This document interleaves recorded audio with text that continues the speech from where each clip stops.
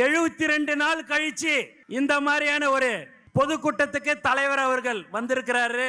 தமிழ்நாட்டில் பார்த்தீங்கன்னா நம்மளை எங்கேயுமே விடக்கூடாதுன்றதுல தெளிவா இருக்கிறாங்க. எதை பண்ணாலும் சரிங்க, தலைவர் சொன்ன போல காத்த மறைக்க முடியுமா என்ன? எதுவுமே செய்ய முடியாது.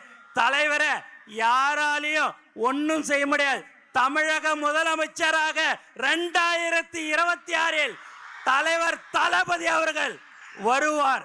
நல்லதை செய்யறதுக்கு உச்சில இருக்கும் போது இந்த மக்கள் எனக்கு அந்த பதவியை கொடுத்தார்கள், உச்சத்தை கொடுத்தாங்க. அந்த உச்சத்துல இருக்கும் போதே வரணும்னு சொன்ன ஒரே தலைவன் நம் தலைவர் தளபதி மட்டும்தான். அதனால எல்லாருமே பயங்கரமான கண்டிஷன் எது போட்டிருந்தாலும் சரி, இங்க இவ்வளவு பேர் நீங்க வந்திருக்கிறீங்க. உண்மையாகவே பார்க்கறதுக்கு ரொம்ப ரொம்ப திரும்ப திரும்ப சொல்றேன், சந்தோஷமா இருக்குது. நீங்கள் ஆவலுடன் யாரை எதிர்பார்த்திருக்கிறீங்கன்னா தலைவர் தளபதியை தான் நீங்க எதிர்பார்த்திருப்பீங்க.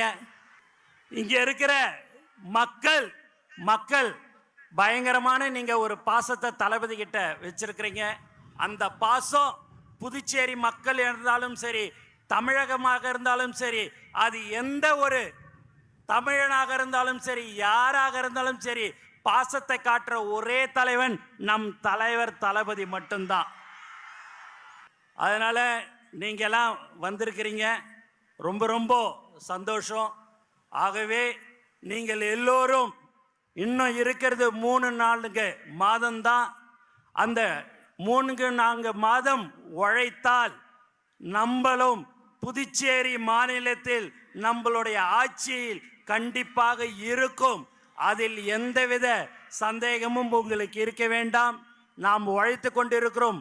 கடந்த 32 வருடமாக எந்த ஒரு எதிர்பார்ப்பும் இல்லாமல் உழைத்து கொண்டிருக்கிற ஒரு உண்மையான குடும்பம் நம்மளுடைய தளபதி குடும்பம் மட்டும்தான், வேற யாரும் இல்லை.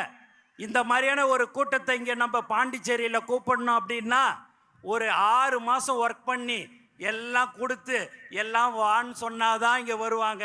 இங்கே தலைவருடைய முகம், தலைவர் வராருன்னு சொன்னாலே வர்ற ஒரு உண்மையான ஒரு கூட்டம் எது என்று சொன்னால் இதுதான் நம்மளுடைய தமிழக வெற்றி கழகம்.